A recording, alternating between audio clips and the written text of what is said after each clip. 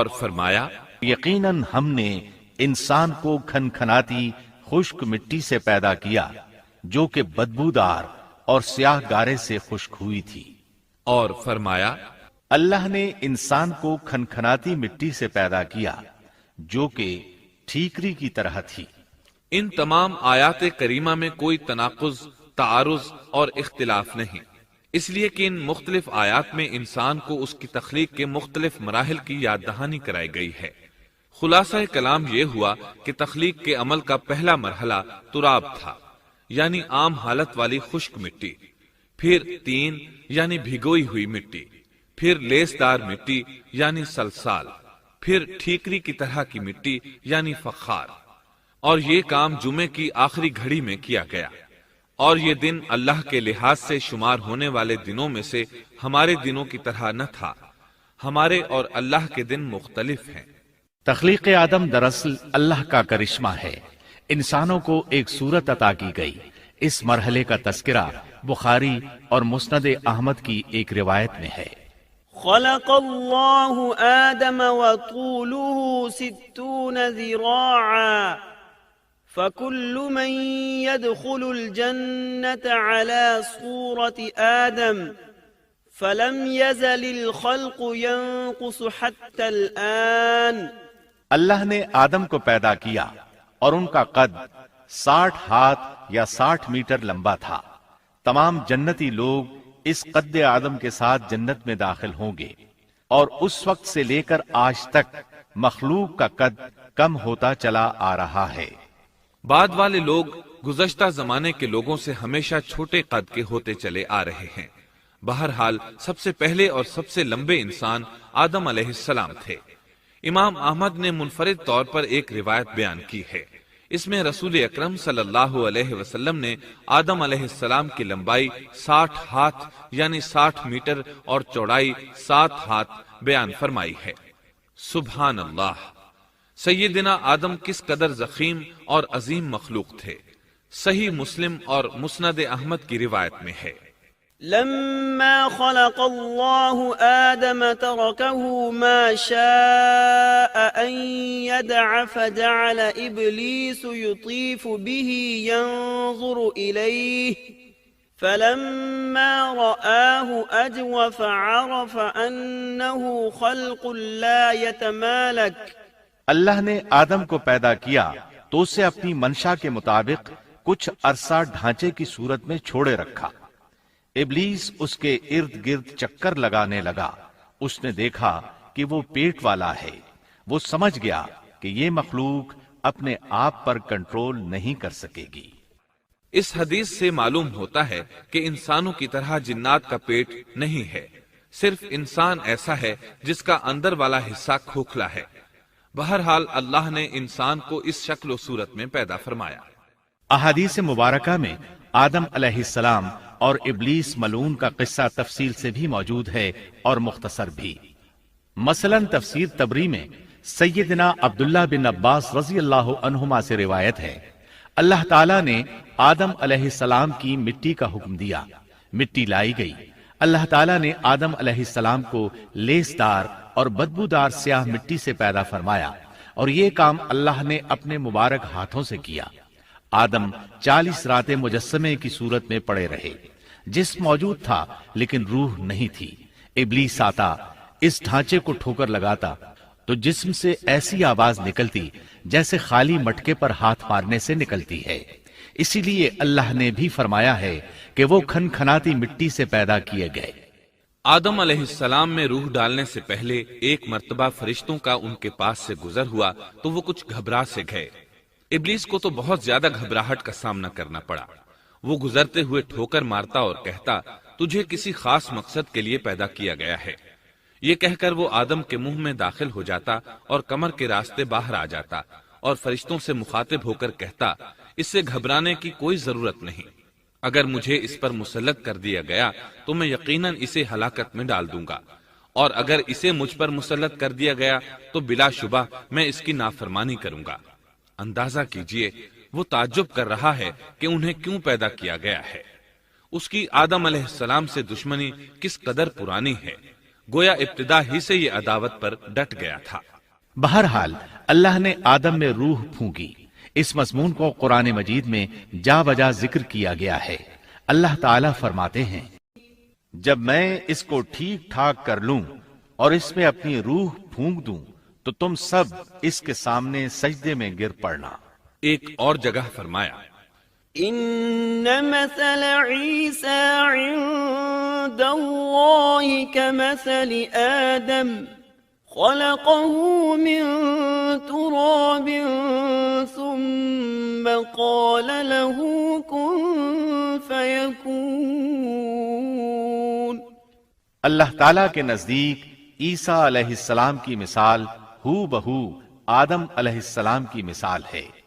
اللہ نے انہیں مٹی سے بنا کر کہا ہو جا، وہ ہو گئے۔ اللہ نے آدم علیہ السلام کو مٹی سے پیدا کیا، اپنے ہاتھوں سے بنایا، پھر اس میں روح پھونکی۔ اس کا مفصل بیان احادیث میں موجود ہے۔ جب ان میں روح پھونکی گئی اور ابتدا میں روح جیسے ہی سر کے اندر داخل ہوئی، آدم علیہ السلام کو چھینک آ گئی۔ فرشتوں نے آدم علیہ السلام سے کہا الحمدللہ کہیے۔ انہوں نے کہہ دیا۔ اللہ کی اس تعریف کے جواب میں اللہ تعالیٰ نے فرمایا رحمک ربک، یعنی تجھ پر تیرا رب رحم فرمائے۔ سبحان اللہ، اللہ ذوالجلال والاکرام نے آدم علیہ السلام میں روح مکمل ہونے سے پہلے ہی انہیں اپنی رحمت سے سرفراز فرما دیا۔ بہرحال جب روح ان کی آنکھوں میں داخل ہوئی اور انہوں نے جنت کے پھلوں کو دیکھا تو ان میں غور و فکر کرنے لگے۔ جب روح پیٹ میں داخل ہوئی تو کھانے کی طلب محسوس ہوئی۔ ابھی روح ٹانگوں تک پہنچی نہیں اور کھانے کی خواہش پہلے ہی محسوس ہونے لگی۔ اس جلد بازی اور عجلت کی وجہ سے اللہ تعالیٰ نے فرمایا خلق الانسان من عجل، انسان جلد باز مخلوق ہے۔ جب آدم علیہ السلام کو پیدا کر دیا گیا تو اللہ تعالیٰ نے ان کی پشت پر ہاتھ پھیرا۔ ہاتھ پھیرتے ہی ان کی پشت سے قیامت تک پیدا ہونے والے انسان باہر نکل آئے۔ آدم کی تمام اولاد ان کے سامنے ظاہر ہو گئی، اور یہ بات نہایت وضاحت اور صراحت کے ساتھ قرآن مجید اور احادیث مبارکہ میں موجود ہے۔ مسلم بن یسار رحمت اللہ علیہ بیان کرتے ہیں کہ سیدنا عمر بن خطاب رضی اللہ عنہ سے کسی نے اس آیت کریمہ کے بارے میں پوچھا، اور جب آپ کے رب نے اولاد آدم کی پشت سے ان کی اولاد کو نکالا اور ان سے انہی کے بارے میں اقرار لیا کہ کیا میں تمہارا رب نہیں، سب نے جواب دیا ہاں کیوں نہیں، ہم سب گواہ بنتے ہیں، تاکہ تم لوگ قیامت کے روز یوں نہ کہو ہم تو اس سے محض بے خبر تھے، یا یوں کہو کہ پہلے پہلے شرک تو ہمارے بڑوں نے کیا اور ہم ان کے بعد ان کی نسل میں ہوئے، لہذا کیا تو ان غلط راہ والوں کے فعل پر ہمیں ہلاکت میں ڈالے گا۔ سیدنا عمر رضی اللہ عنہ نے اس شخص کے سوال کے جواب میں فرمایا میں نے سنا ہے کہ رسول اللہ صلی اللہ علیہ وسلم فرما رہے تھے اللہ نے آدم علیہ السلام کو پیدا کیا، پھر اپنے دائیں ہاتھ کو اس کی پشت پر پھیرا اور اس سے نسل انسانی کو باہر نکالا اور ان کی طرف اشارہ کر کے فرمایا میں نے انہیں جنت کے لیے پیدا کیا ہے اور یہ جنت والوں کے اعمال کریں گے۔ پھر اپنے ہاتھ کو دوبارہ آدم علیہ السلام کی پشت پر پھیرا اور اس سے نسل انسانی کو باہر نکالا اور ان کی طرف اشارہ کر کے فرمایا میں نے انہیں آگ کے لیے پیدا کیا ہے اور یہ آگ والوں کے اعمال کریں گے۔ اس پر ایک شخص نے نبی اکرم صلی اللہ علیہ وسلم سے سوال کیا اے اللہ کے رسول صلی اللہ علیہ وسلم، تو پھر ہمارے اعمال کس حساب میں شمار ہوں گے؟ آپ نے جواب میں فرمایا اللہ تعالیٰ جب کسی بندے کو جنت کے لیے پیدا کرتا ہے تو اس سے جنت والوں کے کام کرواتا ہے، حتیٰ کہ جنت والے اعمال میں سے ہی کسی عمل پر اس کا موت سے سامنا ہوتا ہے، اس وجہ سے اللہ اسے جنت میں داخل کرتا ہے، اور جب اللہ کسی بندے کو آگ کے لیے پیدا کرتا ہے تو اسے آگ والے اعمال پر لگا دیتا ہے، یہاں تک کہ وہ آگ والے اعمال میں سے کسی عمل پر مرتا ہے، اس کی وجہ سے اللہ اسے آگ میں داخل کر دیتا ہے۔ ہر شخص کے لیے اس کام میں آسانی پیدا کر دی جاتی ہے جس کے لیے وہ پیدا کیا گیا ہے۔ لیکن یہ بات ذہن میں ہر وقت موجود رہنی چاہیے کہ اللہ نے انسان کو اختیار دے رکھا ہے کہ وہ اپنی عقل اور فکر کی روشنی میں اللہ کے احکامات پر عمل پیرا ہو کر خود کو جنتی بنا لے یا عقل کا درست استعمال نہ کرتے ہوئے شیطان کا پٹا گلے میں ڈال لے اور جہنم میں جگہ بنا لے۔ یہ تو اللہ نے انسان کو اختیار دے رکھا ہے، اس کی مرضی کہ جنت والے اعمال کرے یا جہنم والے۔ ہر انسان میں دونوں طرف جانے کی طاقت اور صلاحیت موجود ہے۔ اللہ نے انسان کو مجبور نہیں بنایا، البتہ ہر انسان کو جو بھی رویہ اختیار کرنا تھا اللہ کو اس کا علم تھا، اور اس کا علم برحق ہے، قطعی ہے، اس میں کوئی غلطی نہیں ہو سکتی، اس لیے اس نے اپنے علم کے مطابق تقدیر لکھ دی۔ اب ہم جو کچھ کرتے ہیں تقدیر سے مجبور ہو کر نہیں کرتے بلکہ اپنے اختیار سے کرتے ہیں، اور چونکہ تقدیر بھی اللہ کے حکم سے لکھی گئی اس لیے اس میں بھی کوئی خطا واقع نہیں ہوتی۔ لہذا تقدیر کا یہ مطلب نہیں کہ انسان تقدیر کی بنا پر ہدایت ماننے یا نہ ماننے پر مجبور ہے، ایسی بات قطعاً نہیں۔ اور درست بات یہ ہے کہ تقدیر کا مسئلہ بہت زیادہ پیچیدہ ہے اور مشکل ترین مسائل میں سے ہے، یہاں اس کی تفصیل کا موقع نہیں۔ جب اللہ نے آدم علیہ السلام کو پیدا کر لیا اور اس میں اپنی روح پھونک دی تو فرشتوں کو حکم دیا کہ آدم کو سجدہ کریں۔ ابلیس ایک بہت نیک اور بزرگ جن تھا، اس نے کبھی اللہ کی نافرمانی نہیں کی تھی، اسی بنا پر وہ بلند مرتبہ پا کر فرشتوں میں شامل ہو چکا تھا، لیکن فرشتوں کی جنس سے قطعاً نہیں تھا۔ اللہ نے اسے اطاعت اور فرمان برداری کا صلہ دیا تھا، اس کی عزت اور اکرام کرتے ہوئے آسمان میں بسایا تھا۔ لمحہ بھر کے لیے بھی اس نے اللہ کی نافرمانی نہیں کی تھی، اور پھر اللہ نے آدم کو سجدہ کرنے کا حکم دیا، اور اس حکم کے مخاطب فرشتے اور ابلیس تھے۔ صرف فرشتوں کے لیے یہ حکم نہیں تھا بلکہ ابلیس بھی اس حکم میں شامل تھا، کیونکہ اللہ تعالیٰ فرماتے ہیں، اور یقیناً ہم نے تمہیں پیدا کیا، پھر ہم ہی نے تمہاری صورت بنائی، پھر ہم نے فرشتوں سے کہا کہ آدم کو سجدہ کرو، تو سوائے ابلیس کے سبھی نے سجدہ کیا، وہ سجدہ کرنے والوں میں شامل نہ ہوا۔ اللہ تعالیٰ نے فرمایا، تجھے کس چیز نے سجدے سے روک دیا جبکہ میرا حکم تیرے لیے بھی تھا؟ تو اس سے ثابت ہوا اس حکم میں فرشتوں کے ساتھ ابلیس بھی شامل تھا، کیونکہ قرآن میں اذ امرتک کے الفاظ ہیں۔ اس کا مطلب ہے کہ میں نے تجھے حکم دیا تھا، اور پھر ابلیس نے جواب میں یہ نہیں کہا کہ تو نے تو مجھے حکم ہی نہیں دیا تھا، بلکہ اس نے سجدہ نہ کرنے کی وجہ یہ بتائی۔ قال انا خير منه خلقتني من نار وخلقته من طين۔ اس نے کہا، میں سجدہ کیوں کروں، میں اس سے بہتر ہوں، اس لیے کہ تو نے مجھے آگ سے پیدا کیا اور اسے مٹی سے۔ تو پھر کہا، قال فاهبط منها، اللہ نے حکم دیا تو اس سے نیچے اتر جا۔ غرض جب ابلیس نے نافرمانی کی، سرکشی اور تکبر کا مظاہرہ کیا تو اس وقت اللہ تعالیٰ اور اس کے درمیان مکالمہ ہوا۔ اللہ نے اس کی سرکشی دیکھ کر اسے سزا دیتے ہوئے فرمایا، اس جنت سے اتر جا، تجھے کوئی حق حاصل نہیں کہ تو اس جنت میں رہ کر تکبر کرے۔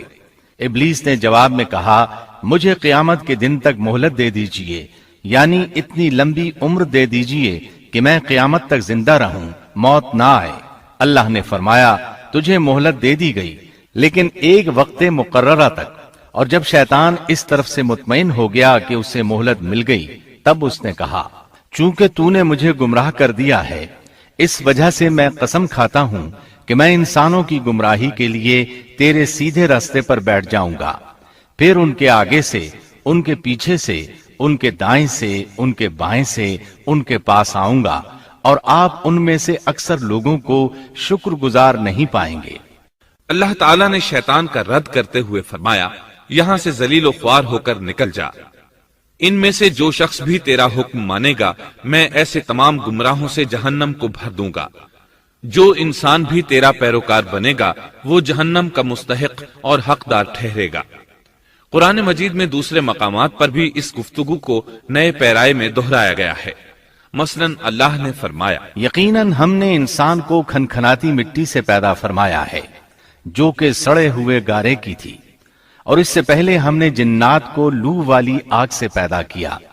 اور جب تیرے پروردگار نے فرشتوں سے فرمایا میں انسان کو سیاہ بدبودار کھنکھناتی مٹی سے پیدا کرنے والا ہوں، جب میں اسے پورا بنا چکوں اور اس میں اپنی روح پھونک دوں تو تم سب اس کے لیے سجدے میں گر پڑنا۔ چنانچہ تمام فرشتوں نے سجدہ کیا سوائے ابلیس کے، اس نے سجدہ کرنے والوں میں شمولیت اختیار کرنے سے صاف انکار کر دیا۔